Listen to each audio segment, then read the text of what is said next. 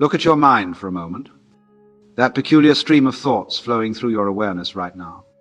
The commentary that never stops, that judges everything, even these words I'm sharing with you. Have you ever paused to wonder who exactly is doing all this talking in your head?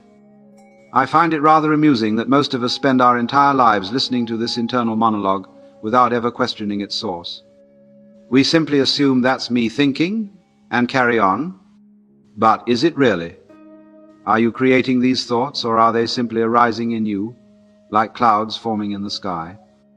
And if that voice is truly you, then who is the one listening to it? Who is aware of these thoughts? Isn't that awareness also you? This paradox, the speaker and the listener seemingly existing in the same mind, points to something quite extraordinary about the nature of consciousness itself. Today, let's explore this magnificent puzzle together, not just as an intellectual exercise, but as an invitation to discover something fundamental about your existence, something that might just transform how you experience every moment of your life. Let us begin with something you're experiencing right now. As you're hearing these words, there's a voice in your head that's following along, isn't there? Perhaps it's repeating what I'm saying, or perhaps it's commenting on it. Yes, that's true. Or, I'm not sure about that, or even, I wonder where he's going with this. Now, here's the peculiar thing. If you pay very close attention to this voice, you'll notice something rather odd. You cannot predict with certainty what this voice is going to say next. If you could, there would be no point in its speaking, would there? It's rather like reading a novel. If you already knew every word on every page, the act of reading would be utterly superfluous. And yet, we have the strongest sensation that this voice is me. I am thinking, we say. But am I doing the thinking, or is thinking happening to me? You see, we have this extraordinary assumption that because thoughts occur in your head, they must be yours, that you are creating them, like a spider spinning a web. But when you truly look for the thinker, the one who supposedly initiates each thought, you find yourself in a very curious position indeed. Try it for yourself right now. Try to think your next thought. What will it be? You don't know, do you? Until it appears. And by the time you know what your next thought will be, it's already happened. So who exactly is doing the thinking? We might say, the brain is thinking, much as the heart is beating or the lungs are breathing. But we don't say, I am beating my heart, or I am breathing my lungs, at least not unless we're consciously controlling our breath. No, we recognize that these are processes happening within us, largely autonomously. What if thinking is exactly the same? What if thoughts arise in consciousness much as waves arise from the ocean, not separate from it, but a movement of the whole, is less than #0. 5# is greater than. The inner voice, you see, is not so much your creation as it is a process you're witnessing. And this voice has been shaped by everything you've ever experienced, your parents, your education, books you've read, conversations you've had, the very culture you've grown up in. So when the voice speaks of I, of me, of myself, what is it really referring to? Is it referring to the true you, or merely to a character it's been rehearsing all your life? A fascinating question, isn't it? Now this brings us to what I consider one of the most extraordinary illusions of human existence. The way we've come to mistake this inner narrator for our very self. You see, from the moment we learn language, we're taught a most peculiar game. We're given a name and told, you are John, or you are Mary, as if this collection of sensations, feelings, and experiences could be contained in a single word. And gradually, through the years, we build up a story. I was born on such and such a date to these parents, in this place. I went to this school. I have these talents and these failings. I am this sort of person. And the voice in our head becomes the narrator of this story, constantly updating our biography, constantly telling us who we are. I'm the kind of person who likes jazz but can't stand opera. I'm not very good at mathematics. I'm rather sensitive about my appearance. On and on it goes, weaving this fictional character that we take to be ourselves. But, you see, this is a case of mistaken identity of the most profound kind. It's rather like going to the theater and becoming so absorbed in the play that you forget you're watching actors. You temporarily believe in the reality of Hamlet or Ophelia, but in this case the play has been going on so long, your entire life, that you've utterly forgotten it's a performance. This separate self, this ego, as we call it in the West, or what Buddhists call the Maya, the illusion it isn't actually an entity at all. It's a process. It's something your organism is doing, not something your organism is. Consider, when you say I think or I feel, what exactly is this I that thinks and feels? If you try to point to it, what can you point to? Your body. But your body is constantly changing every 7 years or so. Practically every cell is replaced. Your memories. But these too change, some fade. Some are embellished. Some are entirely fabricated without your realizing it. What remains constant? Only this sense of I, this center of narrative gravity that the voice in your head continuously refers to. But when you look for it directly, it's like trying to catch your own shadow. The closer you get, the more it recedes. And yet, how desperately we cling to it. How terrified we are at the prospect of losing this sense of self. We call it depersonalization or ego death and consider it pathological. But what if it's the clinging to this illusion that's the true pathology? You see, the separate self is useful as a social convention, rather like money. We all agree to pretend it exists because it makes certain interactions possible. But the trouble begins when we mistake the convention for reality. When we begin to believe that this I, this inner voice, is our authentic being. It's rather like the image of yourself in a mirror. Useful for combing your hair, but you wouldn't try to feed it breakfast, would you? Yet in a sense that's exactly what we do with this conceptual self. We spend our lives trying to satisfy its endless demands, to live up to its impossible standards, to defend it against imagined slights. What would happen, I wonder, if we stopped mistaking the voice for the true self? If we recognized it as merely one function of consciousness among many, perhaps something far more interesting than our familiar inner narrator might reveal itself. There's a most peculiar paradox at the heart of this inquiry. When you attempt to observe the voice in your head, to watch your own thoughts as they arise, who exactly is doing the watching? It seems there's an observer standing apart from the thoughts, doesn't it? But if you look closely at this observer, you'll notice something extraordinary. It too becomes an object of observation.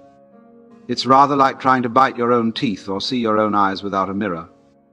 The Western philosopher Ludwig Wittgenstein put it beautifully when he said, "The eye that sees is not itself in the field of vision. You see everything except the seeing itself." And yet, the seeing is happening, isn't it? The Hindus have a wonderful term for this. They call it the witness, or in Sanskrit, sakshi. This witnessing presence that is aware of everything, including your thoughts, but cannot itself be turned into an object of awareness. It's always the subject, never the object. Now, here's where things get truly fascinating. In the West, we've been conditioned to believe that consciousness is something the brain produces, rather like the liver produces bile. It's an epiphenomenon, a side effect of neural activity. But this explanation has always struck me as backwards. It's like saying that a television set creates the programs you watch. No, the television receives signals and translates them into images and sounds. What if the brain is more like a receiver than a producer? What if consciousness is not something the brain creates, but something it tunes into? The Vedantic philosophers of India have long maintained that consciousness is not a product, but the fundamental ground of being. They call it Brahman, or sometimes Atman, when referring to its expression in individual beings. It's not something you have, but what you are, at the most fundamental level. Consider this. When you're deeply absorbed in a beautiful sunset, or in making love, or in a piece of music, those moments when the chattering voice momentarily falls silent, does your consciousness disappear? No. In fact, it becomes more vivid, more immediate, more real. The commentary stops, but the awareness remains, doesn't it? This suggests something quite revolutionary. That the true nature of consciousness might not be the inner voice at all, but the aware space in which the voice appears. Not the thoughts, but the knowing of the thoughts. But here we encounter another delicious paradox. Because as soon as you try to grasp this pure awareness, to hold it and examine it, it slips away. The very act of trying to observe it turns it into an object, which it can never be. It's rather like trying to see darkness with a flashlight. The moment you shine the light, the darkness vanishes. You can never catch it. And yet, darkness exists, doesn't it?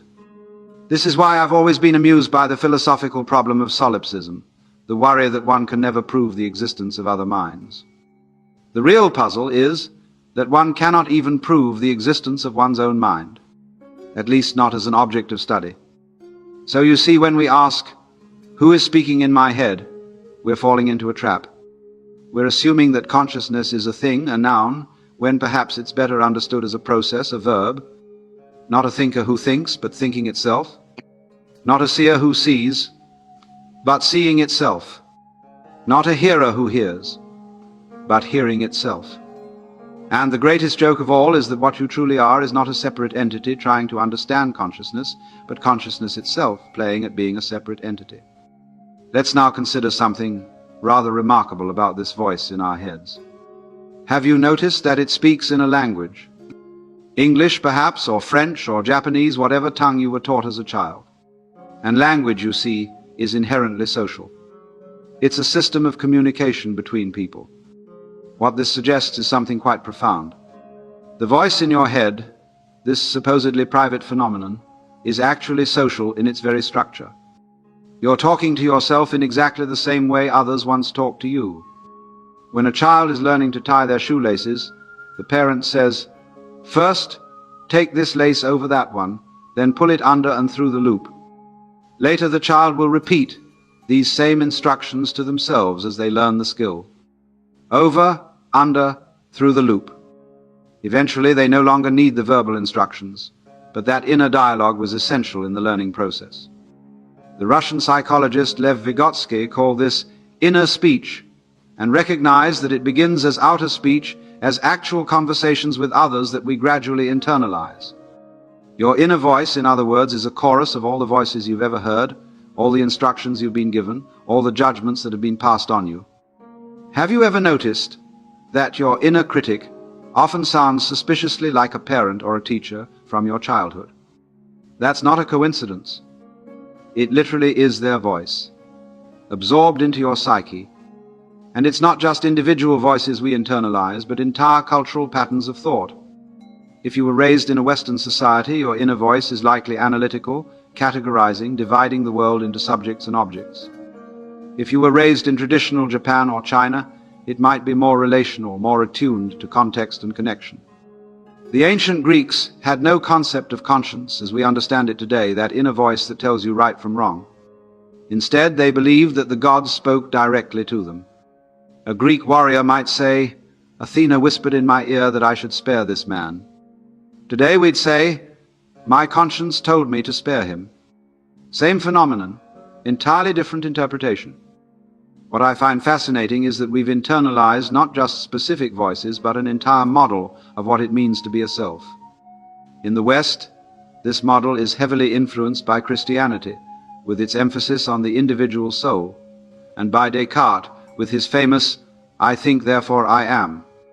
We've been taught to identify with our thoughts, to believe that thinking is the core of our being. But this is a cultural bias, not a universal truth. In many Eastern traditions, the true self is found in the silence beneath thought, in the space between words. As the Zen saying goes, the mind is like a monkey jumping from branch to branch. The goal is not to identify with the monkey, but to observe its antics with detached amusement. And there's something tremendously liberating in recognizing the social origins of our inner voice. Because once you see that your thoughts are not entirely your own, that they're a collection of internalized conversations, cultural assumptions, and learned responses, you can begin to hold them more lightly. You can begin to ask, is this thought really mine? Does it serve me? Is it even true? You can start to discriminate between the useful aspects of your conditioning and the harmful ones. And most importantly, you can begin to see that you are not obligated to believe everything you think. Just because a thought appears in your head doesn't mean it's true, or important, or worthy of attention. It may simply be an old recording, playing one more time. This is what the Buddhists mean by non-attachment to thoughts. Not suppressing them or fighting them, but recognizing their constructed nature and therefore not being tyrannized by them. It's rather like watching clouds pass across the sky. You don't try to stop the clouds, nor do you run after them. You simply observe their passing, knowing that they are not the sky itself. Your thoughts, too, are merely passing clouds in the vast sky of your awareness. Now, I've always been fascinated by the Eastern approaches to this puzzle of consciousness, particularly those found in Zen Buddhism and Taoism. They offer us such a refreshingly different perspective from our Western habits of thought. In Zen, there is a wonderful concept called no mind, or mushin in Japanese. It doesn't mean the absence of consciousness, but rather consciousness without the cluttering activity of the ego mind. It's the state a master archer enters when releasing the arrow, or a master painter when the brush seems to move by itself. There's a famous Zen story about a centipede who was asked how he coordinated all his 100 legs. The moment he started thinking about it, he became paralyzed and couldn't walk at all. This is a perfect metaphor for what happens when the analyzing mind interferes with the natural functioning of consciousness. The Zen masters developed a practice called Zazen, or sitting meditation. But unlike Western forms of meditation that often involve concentration on an object or idea, Zazen is about sitting with no goal, no intention, no attempt to control the mind. Just sitting, just being. When a thought arises, you neither follow it nor suppress it. You simply acknowledge its presence and let it pass, like watching a boat appear on the horizon and then sail away again without feeling any need to jump aboard. What the Zen practitioners discovered through this seemingly simple practice was profound. When you stop identifying with the voice in your head, when you cease believing that you are your thoughts, something extraordinary happens. The boundaries between self and other, between subject and object, begin to dissolve.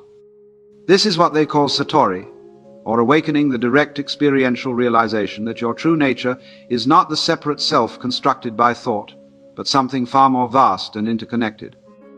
The Taoists approach this from a slightly different angle.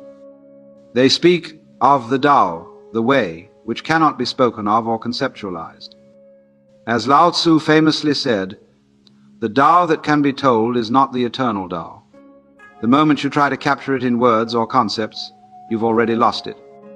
For the Taoist, the chattering mind, what they call the monkey mind, is not your enemy to be conquered, but simply a natural function that has been allowed to dominate inappropriately. Like a servant who has forgotten his place and now acts as if he were the master of the house. The goal is not to silence the servant, but to restore the proper order. To remember who is truly in charge. And the true master, in the Taoist view, is not another voice, not a superego or higher self, but the silent awareness that precedes all voices. The Tao Te Ching says, "He who knows does not speak. He who speaks does not know." This isn't an anti-intellectual stance, but a recognition that genuine understanding transcends conceptual thought. It's the difference between reading a menu and tasting the food, between reading about swimming and actually diving into the water. What I find most valuable in both these traditions is their emphasis on direct experience rather than belief or theory. They offer practices, not doctrines. They don't ask you to believe anything, but rather to look for yourself, to examine your own consciousness with patient attention and see what's really there. And what they both point to, in their different ways, is that the voice in your head is not your deepest identity. It's a surface phenomenon, like waves on the ocean. Useful, certainly, but no more you than your heartbeat or your digestion. The true you, if we can even use such a term, is the awareness in which all phenomena, including thoughts, appear. It's the knowing, not the known. The seeing, not the seen. And this brings us to perhaps the most radical implication of Eastern thought, that this deepest level of awareness might not be personal at all. That your consciousness and my consciousness might be like two waves on the same ocean, apparently separate from a limited perspective, but in reality manifestations of a single underlying reality. As the Upanishads put it, Tat Tvam Asi, thou art that. Your true nature is not separate from the ultimate nature of reality itself. Now, Let's be very clear about something. I'm not suggesting that thinking is bad, or that we should try to stop the voice in our head. That would be like saying digestion is bad and we should try to stop our stomachs from working. The problem isn't thinking itself, but our relationship to thinking. You see, thinking is a marvelous tool. It allows us to plan, to remember, to create, to solve problems. Without conceptual thought, we couldn't build bridges or compose symphonies or develop vaccines. We couldn't even have this conversation. But in the West, we've developed a peculiar relationship with this tool. We've come to worship it, to identify with it completely, to believe that it's the core of our being. It's as if we've decided that the most important thing about a carpenter is his hammer. And this over-identification with thought has led to a kind of tyranny. For many of us, the voice in our head never stops. It chatters away constantly, commenting, judging, reminiscing, worrying, planning. And we think this is normal, even necessary. But is it? Is this constant internal monologue really essential to our functioning? Or might it actually be an impediment to our deepest well-being? Consider, when are you most happy, most fulfilled, most vibrantly alive? Is it when you're lost in thought, when the voice is chattering away 19 to the dozen? Or is it when you're completely absorbed in something in nature, in art, in sport, in love? When the voice momentarily falls silent and you're simply present to what is? Most people, if they're honest, will admit it's the latter. The moments of pure presence, of absorption, are the moments when we feel most alive, most real. The psychologist Mihaly Csikszentmihalyi calls this state flow, and his research shows it's consistently associated with the deepest forms of human satisfaction. But here's the rub: you can't think your way to flow. In fact, excessive thinking is the primary barrier to entering this state. The moment you start thinking about being in flow, you're no longer in it. This points to something profound. There's a mode of consciousness available to us that doesn't depend on the voice in our head. A way of knowing that doesn't rely on words or concepts. A form of intelligence that's direct, intuitive, non-symbolic. The pianist doesn't need to name each note as he plays. The dancer doesn't need to verbally instruct her limbs. The master chef doesn't consult an internal recipe book for every pinch of salt. There's a knowing in the doing that transcends thought. This is what we might call embodied intelligence, as opposed to conceptual intelligence. And it's available to all of us, all the time, if we would only stop drowning it out with our incessant internal chatter. So how do we break the tyranny of constant thinking? How do we restore thought to its proper role as a tool rather than a master? Well, we certainly don't do it by fighting against thought, by trying to forcibly silence the voice. That's just more thinking. It's like trying to smooth ripples on a pond by slapping at them with your hand. You only create more ripples. No, the way to quiet the mind is through awareness. By becoming conscious of your thinking as it happens.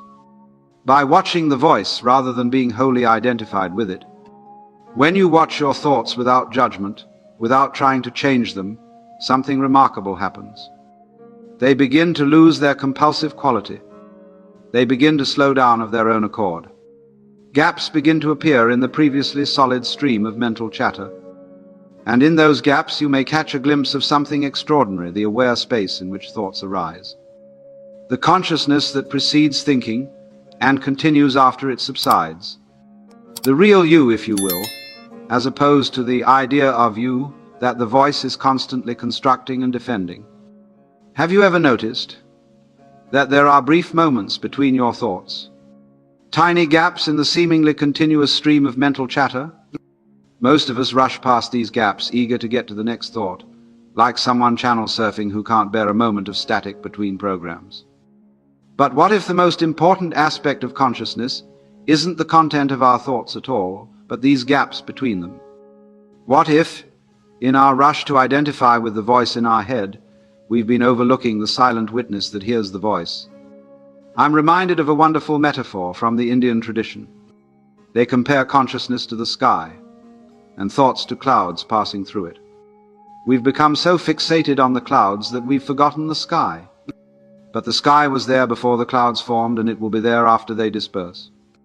It's more fundamental, more essential than any cloud.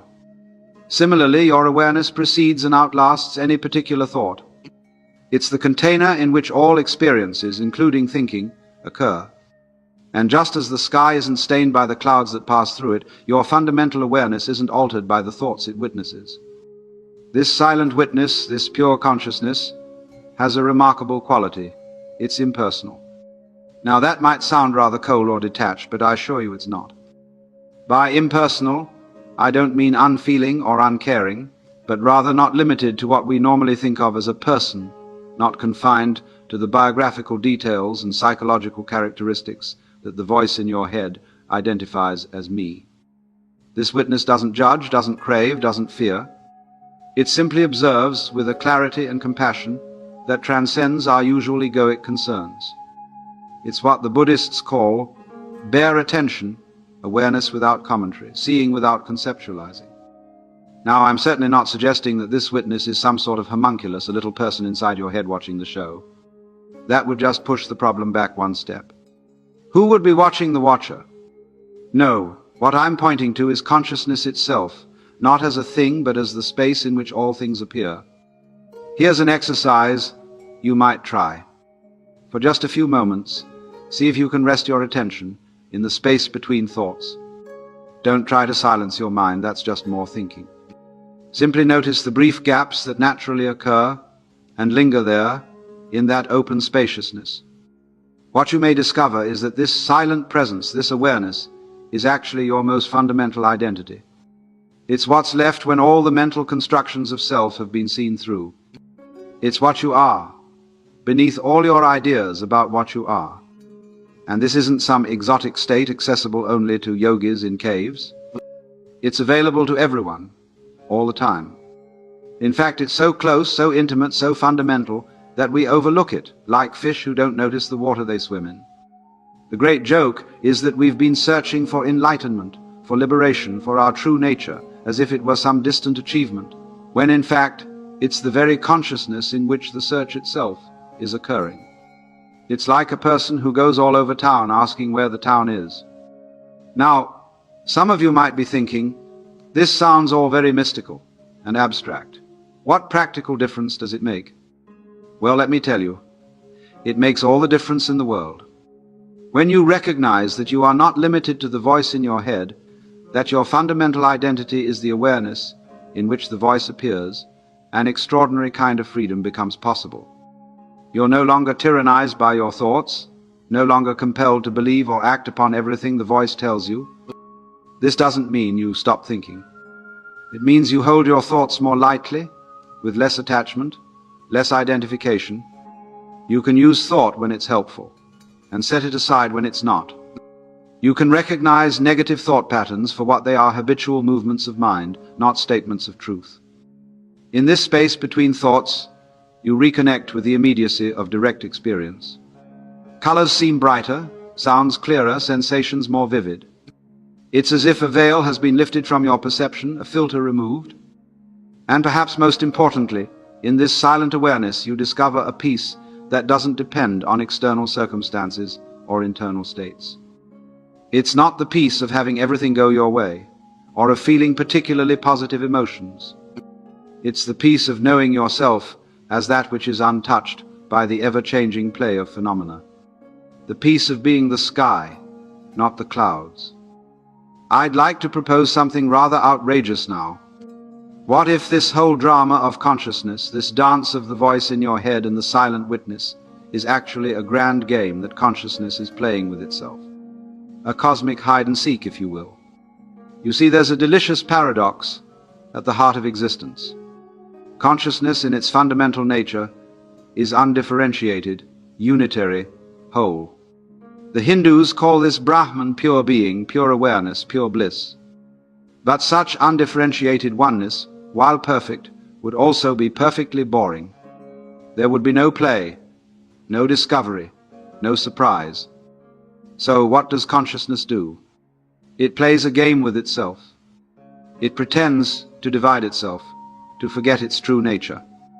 It creates the illusion of separateness, of multiplicity, of me and not me. It's rather like a dreamer who divides himself into all the characters in his dream and then has them interact with each other, forgetting that they're all aspects of himself. The voice in your head, what we call the ego, is a key player in this game. Its job is to maintain the illusion of separation, to convince you that you are a discrete entity in a world of other discrete entities. And it does this job admirably well. Is less than #0. 5# is greater than. So well, in fact, that most of us completely forget that it's a game. But occasionally the veil slips. In moments of profound love or aesthetic rapture or mystical insight, we glimpse the underlying unity. We sense, however fleetingly, that the boundaries between self and other aren't as solid as we thought. That we're not isolated fragments in an indifferent universe, but expressions of the universe itself, the universe becoming conscious of itself through us. This is what the Zen masters call Satori, or what the Advaita Vedantists call self-realization. Not the acquisition of some new knowledge or state, but the recognition of what was always already the case, that your deepest identity is not separate from the ground of being itself. But here's the beautiful thing. Recognizing the game doesn't end it. In fact, it enhances it. Just as understanding that a magic trick is an illusion doesn't diminish our enjoyment of the performance, seeing through the illusion of separateness doesn't reduce our engagement with life. On the contrary, it infuses every experience with a sense of wonder and play. Think of it this way. We go to the theater knowing full well that what we're about to see isn't literally real. The actors aren't really the characters they portray. The sets aren't actually ancient Rome or a spacecraft. But this knowledge doesn't prevent us from becoming emotionally invested in the story. In fact, it's precisely because we know it's a play that we can surrender to it so completely. We don't need to maintain our defenses because we know at a deeper level that it's all in fun. Similarly, when we recognize the game that consciousness is playing with itself, we can participate in life with greater abandon, greater joy, greater compassion. We don't need to defend our illusory boundaries quite so fiercely because we know they're not ultimately real. We don't need to take the voice in our head quite so seriously because we recognize it as just one player in a much larger performance. And this brings us back to our central question, who speaks in your head? From this perspective, we might say that it's consciousness itself, playing a game of pretending to be a separate self. The voice isn't speaking to you, it's an aspect of you, of the larger you that encompasses both the voice and the listening. I'm reminded of a delightful metaphor from the Vedanta tradition. They compare the universe to a spider's web.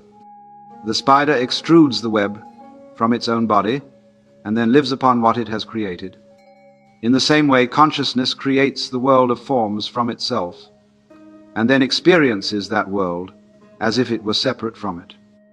Or to use another analogy, it's like the sun shining on the moon. The light we see reflected from the moon is actually sunlight. The sun is experiencing its own light bounced back to it, as if from something other. But it's all sunlight. So the voice in your head, the silent witness, and everything else in your experience, they're all movements of the same consciousness playing hide and seek with itself. And the most extraordinary thing is that you are that consciousness. Not the limited you that the voice is always concerned about, but the unlimited you that is the ground of all being. We've been exploring this voice in our heads, this consciousness that seems so intimately ours. But I'd like to turn our attention now to a more radical possibility. What if consciousness isn't something that belongs to us at all? What if instead we belong to it? You see, we in the West have been raised on a myth, the myth of the independent, autonomous self. We imagine that each of us is a kind of island of awareness, peering out at a world that exists objectively out there. We believe that our consciousness is generated by our brains, contained within our skulls, and fundamentally separate from everything else. But there's another way of understanding this. What if consciousness isn't a product of the brain, but a fundamental property of the universe itself? What if awareness is primary, not secondary? What if, as the idealist philosophers have suggested, mind doesn't emerge from matter, but matter emerges from mind? This isn't as far-fetched as it might sound to our materialist ears. After all, everything we know about the physical world comes to us through consciousness. We've never experienced an atom, a neuron, a brain, or even our own bodies, except as phenomena appearing in awareness. The only thing we know directly, without inference or interpretation, is consciousness itself. As the philosopher Schopenhauer put it, the world is my representation. Or to quote Bishop Berkeley, to be is to be perceived, esse percipi. The material world as we know it is inseparable from the consciousness that perceives it. This isn't to say that nothing exists outside of our individual minds, that would be solipsism, which is just another form of the separate self-illusion. Rather, it's to suggest that mind and matter aren't two fundamentally different kinds of stuff, but different aspects or expressions of a deeper unity. The ancient Vedantic philosophers of India expressed this in the concept of non-duality, or Advaita in Sanskrit. Not one, not two. Neither monism nor dualism, but a recognition that the apparent separation between subject and object, mind and matter, self and world, is ultimately an illusion, a useful convention for certain purposes, but not the fundamental truth. Modern physics, interestingly, has been moving in a similar direction. The old Newtonian model of a clockwork universe made of discrete particles has given way to quantum field theory, where solid things dissolve into probability waves, and the observer cannot be separated from the observed. As the physicist James Jeans remarked, the universe begins to look more like a great thought than like a great machine. So what does this mean for our understanding of the voice in our heads? If consciousness isn't generated by the brain, but is a fundamental property of reality itself, then the thoughts that arise in our awareness aren't really ours in the way we usually assume. They're more like local movements in a vast field of consciousness, temporary patterns in an infinite ocean of awareness. It's rather like waves on the surface of the sea. Each wave appears distinct, with its own shape and movement, but it's made of the same water as every other wave, and ultimately as the sea itself. Your thoughts, my thoughts, all conscious experiences, everywhere they're like different waves in the same ocean of mind. Now, this doesn't mean that individual consciousness doesn't exist, any more than saying that waves are water means that waves don't exist. Clearly, there's a difference between your experience and mine. The pattern of consciousness that I call me is not identical to the pattern you call you. But it does suggest that our separateness is not as absolute as we tend to believe. We're more like whirlpools in a river than isolated containers of water. We're processes, not things, temporary forms, that the flow of consciousness takes on its eternal journey. The Buddhists express this in their teaching of anatta, or no self. They're not saying that you don't exist at all, but that you don't exist as a permanent, independent, unchanging entity. You're more like a verb than a noun, a happening rather than a thing. And this brings us to a profound insight about the voice in our heads. If consciousness is not confined to our brains, but is a field in which our brains participate, then the thoughts that arise in our awareness aren't simply products of our individual minds. They're expressions of a larger intelligence, a cosmic creativity that's thinking through us. This doesn't mean that some external deity is controlling our thoughts, but rather that what we call our thoughts are part of a much vaster process of consciousness coming to know itself through myriad forms and perspectives. We're not isolated transmitters, but nodes in an infinite network, both receiving and contributing to the ongoing conversation of the universe. When I really contemplate this, I'm filled with a sense of wonder and relief. Wonder at the extraordinary dance of awareness that's expressing itself through all things, and relief at the recognition that I don't have to figure everything out on my own, that I'm not responsible for generating every creative thought or insight. I can relax into being a conduit, a participant in the great unfolding of consciousness, rather than an isolated controller. And this, I think, is the greatest freedom of all, to recognize that the voice in your head isn't your possession or your master, but simply one of the infinite ways in which the universe is singing to itself. You can enjoy its music without having to claim ownership of the orchestra. So where does all this leave us, practically speaking? If the voice in our head isn't our deepest identity, if consciousness isn't confined to our brains, if we're not separate selves, but expressions of a universal awareness, what difference does this make to our everyday lives? Well, I'd suggest it makes all the difference in the world. Because how we understand ourselves fundamentally shapes how we live. And the shift we're talking about from identifying with the voice in your head to recognizing yourself as the awareness in which that voice appears is the most radical and liberating transformation possible. When you're caught up in the voice, when you believe that you are your thoughts, you're living in what we might call narrative consciousness. Life becomes a story you're telling yourself, with you as the protagonist, everything else as supporting characters or props, and an endless stream of commentary running through your head. This narrative is always incomplete, always biased, always colored by your fears and desires and cultural conditioning. It's not reality itself, but a map of reality, and as the semanticist Alfred Korzybski famously remarked, the map is not the territory. Living from narrative consciousness means being perpetually caught in the gap between how things are and how your story says they should be. It means endless striving, endless dissatisfaction, endless seeking for a future moment when everything will finally be as the voice says it ought to be. But there's another possibility. We can shift from narrative consciousness to what we might call presence consciousness. From living in our mental maps to living in the territory itself.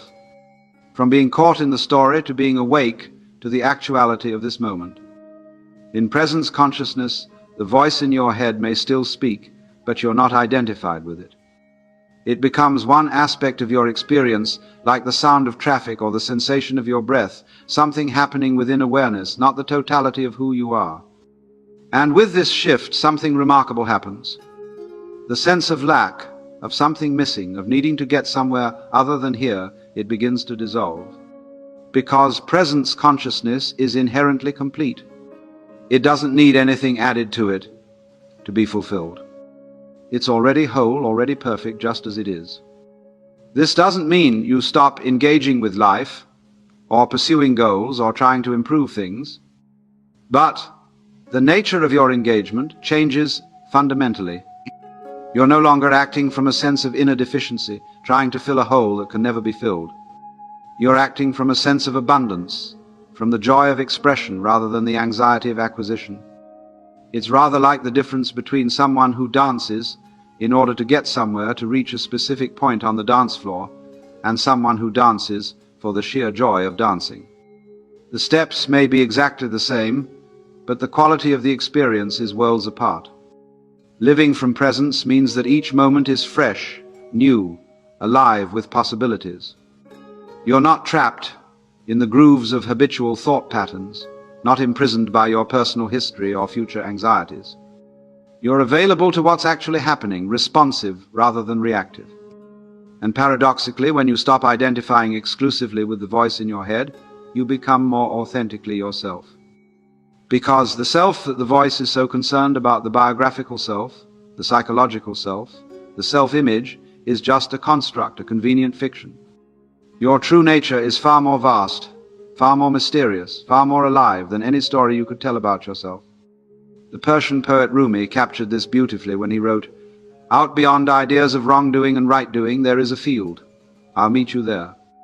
That field is presence consciousness, the aware space in which all experiences, including the voice, arise. So how do we make this shift from narrative to presence? It's not a matter of forcing the voice to be quiet, that's just more narrative, more struggle. It's about recognizing what's already present beneath and beyond the voice. One way is through direct inquiry. When you notice the voice chattering away, ask yourself, who or what is aware of this voice? Who is listening? This isn't a question to be answered conceptually, but a pointer to direct experience. It's an invitation to shift your attention from the content of consciousness to consciousness itself. Another approach is through what we might call sense door practice. Bring your attention fully to your immediate sensory experience, the sounds around you, the sensations in your body, the colors and shapes in your visual field. Not thinking about these things, but directly experiencing them. This naturally draws you out of narrative and into presence. And perhaps the simplest method is just to pause several times throughout your day and notice the space between your thoughts. Not trying to create this space, but recognizing that it's already there. Resting in that spaciousness, that openness, that silence. Recognizing it as your most fundamental nature. What you may discover through any of these approaches is that presence isn't something you need to achieve or attain. It's what you already are, underneath all the layers of narrative, beneath all the voices in your head. It's the ground of your being, the foundation of your experience. And as you learn to live more and more from this ground, the question, "Who speaks in my head?" begins to lose its urgency. Because you recognize that the voice, whoever or whatever it is not the author of your existence. It's just one note in the symphony of consciousness, one wave in the ocean of awareness. And you are not the voice, nor even the listener, but the listening itself. Not a thing in the world, but the openness in which the world appears. Not a separate self struggling to find meaning, but meaning itself expressing itself in endless forms. And so, my friends, we come to the end of our exploration. We began with a question, "Who speaks in your head?" And we've journeyed through many perspectives, from the psychological to the philosophical to the mystical. But perhaps we found that the most profound answer isn't a final conclusion, but a new beginning. An invitation to shift from identifying with the voice to recognizing yourself as the awareness in which all voices arise. This isn't something to believe, but something to discover for yourself in your own direct experience. It's a journey of awakening to what you already are, beneath all the layers of conditioning, beyond all the stories you've been told and the stories you tell yourself. The 13th century Zen master Dogen put it beautifully when he said, "To study the Buddha way is to study the self. To study the self is to forget the self. To forget the self is to be verified by all things." When you see through the illusion of the separate self, you discover your unity with all it is. Not as an abstract philosophy, but as a living reality. So I invite you to listen to the voice in your head with new ears. Not as your enemy to be silenced, nor as your essence to be obeyed, but simply as one expression of the infinite creativity of consciousness. Listen to it with curiosity, with compassion, with a sense of humor. And then listen beyond it, to the silence from which it emerges and to which it returns. For it's in that silence, in that space between thoughts, that you may discover who you truly are. Not a character in a story, not a voice echoing in an empty room, but consciousness itself, boundless, timeless, and free. Thank you for joining me on this journey. Remember, the deepest truths can never be spoken, only realized. And that realization is available to you right now, in this very moment, if you're willing to look beyond the voice to the silence that holds it.